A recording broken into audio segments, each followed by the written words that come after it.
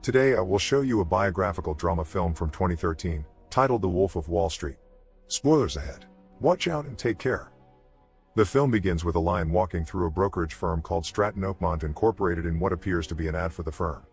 This short sequence sets the tone for the rest of the movie, especially since it jumps to the actual office and brokers we will be seeing throughout. Jordan Belfort and his office are celebrating hitting it big on an initial public offering that will change their firm forever by betting on little people they fling across the room on a target board. Born in a middle-class family in Queens, by the time he was 26, Jordan was making $49 million and already felt like that wasn't enough. At the height of his career, he had a successful, if not dubious firm, lived in a mansion, was married to Naomi with whom he had 2 kids. He also had a private jet, 6 cars, 3 horses, 2 vacation homes, and a yacht. All of this was fueled with excessive drug use, alcoholism, love-making addiction, and pretty much everything that could give him an adrenaline rush. But of all the drugs on the planet, there was one that was his absolute favorite: money. Jumping back to the time when he was 22 and just starting out on Wall Street, we see him arriving at the firm where he started his broker career. While treated like pond scum by his immediate superior, he's infatuated by one of the higher-ups, Mark Hanna, who makes much more money than the other guy and is ready to give Jordan a few tips on Wall Street high life. The stock market opens and Jordan loses his mind when he sees how the trading floor looks like, hooking him in seconds by the sheer force of adrenaline caused by money. Later, Hanna takes Jordan to lunch and tells him what he should be focused on to get his career moving. Aside from the drugs and lovemaking that should help him focus better on the numbers game, he tells him that making money as a broker isn't about getting his clients rich but himself. In the vulgar poetry of Wall Street money-making, a broker's job is to sell his clients' dreams, while stuffing actual cash in his own pockets. Now, young Jordan still has a little bit of a moral issue with that concept, but, as we will see, he grows out of that state of mind very fast. For the next 6 months, Jordan learns the ins and outs of the business as he gets ready to get the license that would allow him to buy and sell stocks on the market.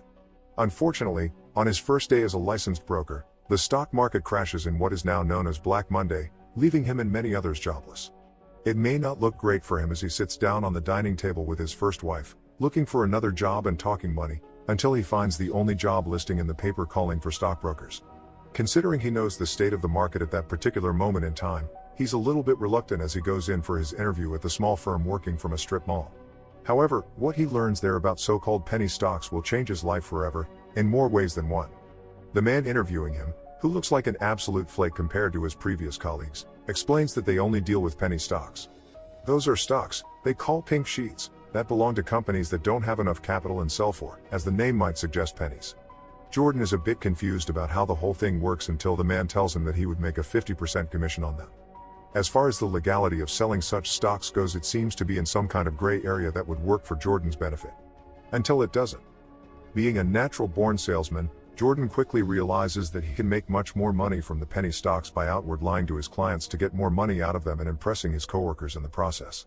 Jordan starts making more money in no time, which catches the eye of one of his neighbors, Donnie Azoff. When Donnie learns about the amount that Jordan makes, he's prepared to quit his job on the spot if Jordan hires him. Jordan takes up on his offer and their long professional relationship begins in the diner where they first meet. Donnie is also the first person to really introduce Jordan to drugs. Not long after, the two of them decide to go out on their own and start their own firm, so Jordan recruits some of the people he knows that can sell. Granted, these men were mostly low-tier drug dealers, but Jordan was convinced he can make brokers out of them yet. From the 4 men that can be seen sitting on his table, the only one with real salesman chops is Brad, but he isn't too interested in working as a broker, since he already has a semi-lucrative business selling Quaaludes. As he's trying to convince these dudes to work for him, he makes them take the ultimate salesman test, by giving them a pen and asking them to sell it to him. Brad takes the pen and immediately understands that what needs to be done is to create supply and demand, opening the floor for Jordan to teach the others a lesson they will need a bit of time to learn, but eventually will. Apart from Donnie, the men he initially hires in his firm are Robbie, Alden, Chester, and Rugrat, who actually went to law school. They begin to make money, but Jordan soon realizes that they can make even more if he coaches his brokers into sounding smart enough to be able to sell stocks to people with actual capital. He reinvents the company into Stratton Oakmont and their journey to riches begins. The coaching process takes his men from being schmucks to proper salesmen, and in no time he's able to take the company to the next level. Furthermore, they grow in size very fast, getting them on the radar of Forbes magazine, but also the FBI. Forbes calls him the Wolf of Wall Street, seeing right through his fake Robin Hood game where he takes low-income people and turns them into cutthroat brokers, only lining their own pockets and, most importantly, his own. What the magazine couldn't predict is that they would make him a superstar and help his company double in size with up-and-coming stockbrokers fighting to get in on his game. His firm becomes, as he calls it, a madhouse, filled with equal parts drugs, testosterone, and body fluids. Jordan even gets his father to work for him as a kind of enforcer who'll keep them from losing their heads completely in debauchery and expenses. The movie jumps to one of the Staten Oakmont parties where everything in Jordan's life shifts one more time. This party is presented as the all-in-one game changer for both his professional and private life. First and foremost, we see him absolutely drowning in his preferred drug Quaaludes, or Ludes for short. He and his buddies have figured out an entire system to use it, or they can reap all of its benefits when brainstorming money-making ideas. In fact, the second important thing to happen at the party is when Donnie has one of those ideas during a drug-induced creative flow they have going on. He comes up with the name Steve Madden, an old high school chum of his, that has become an important shoe designer and who'll come up in the movie again soon. The third important thing to happen during the party is the moment Jordan meets his second wife, Naomi, and falls for her instantly. They become lovers even before he divorces his first wife and carries on with their affair until she finds out. Once he hands over the papers for his divorce though, he instantly moves in with Naomi into a huge apartment. At this point in his life, he already starts making some shady things, like having people like Brad hold stock in his name. He called those people rat holes. Jordan would drive the price for the stock up, Brad would sell it and kick most of the profits back to Jordan, all of it in cash. To keep under the radar of the SEC or the Securities and Exchange Commission, he hires an attorney, Manny Riskin, calling him the voice of doom. Meanwhile, he treats the SEC lawyers terribly and bugs the office where he puts them to work to know about anything they might find suspicious. While the SEC comb through his papers, he takes the shares of a company making its first initial public offering and makes an illegal move that brings his firm an incredible amount of money. The move is that when the stock is offered to the general population, Jordan's company makes the initial sales price and sells those stocks back to their friends. Making that amount of money pushes Jordan to live even more extremely, so after he asks Naomi to marry him, he kicks off with the kind of life that was mentioned at the beginning of the movie. Jordan has an insane bachelor party in Las Vegas that costs him around $2 million, then has his wedding with Naomi in the Bahamas together with all of his friends and associates. At the wedding, he meets Naomi's Aunt Emma that will play a very important role in his life a few years down the road. As a wedding gift, he buys Naomi the already mentioned yacht where they spend their honeymoon. After, they return to a home which is one of the most expensive real estates in the world, filled with all kinds of personnel, from maids to landscapers and 2 guards that work in shifts. A year and a half later, his marriage is already in a bit of trouble because of his excessive drug abuse and ever-progressing lovemaking needs. Meanwhile, his professional life was booming. The firm was finally launching the Steve Madden IPO, to whose company Donnie and Jordan already secretly owned 85%. That high percentage was all in the names of Jordan's and Donnie's rat holes and, legally speaking, it was unacceptable. But the both of them were ready to play the game and get filthy rich from it by driving the brokers they coached to sell the stocks like crazy. They were doing such a great job in fact, that the FBI's interest in the company was growing as fast as the prices of the Steve Madden shares. Agent Denham was already charting their entire journey and growth as a firm, noticing the levels in which they were skyrocketing and how fast Jordan was getting richer. The money began coming in fast and so did the calls from the FBI in their investigation to find all of Jordan's possible associates. When Jordan gets a call from the videographer that shot his wedding informing him that the FBI has sent them a subpoena for all the video material, Jordan panics a little. He talks to one of his counselors, a private investigator who used to be a cop, and finds out everything about Denham from him. The Pie says that he knows everything about him and that by making this last move he is trying to rattle him into doing something stupid. Even though the Pie tells him not to touch the matter and try to communicate with the agent, Jordan invites the agent for a chat on his yacht. Jordan begins the conversation smoothly, offering Denham an entire list with the names of his associates, but then takes it in another direction trying to bribe the agent on his side.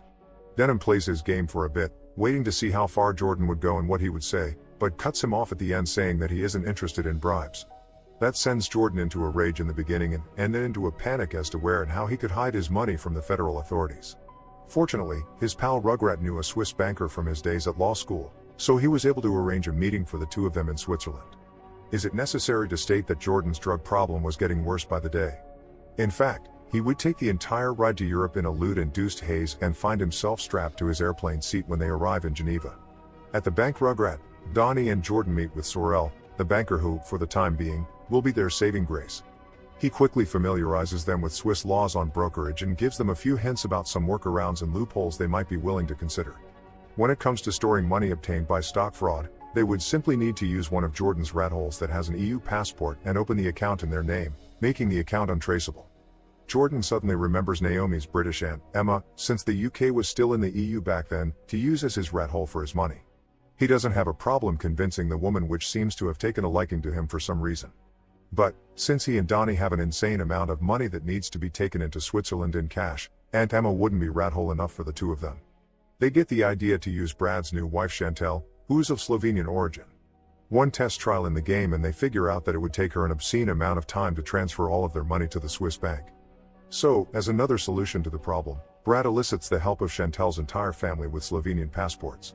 During the planning stage, Donnie reminds them that it's not just Jordan's money they have to consider, but his as well.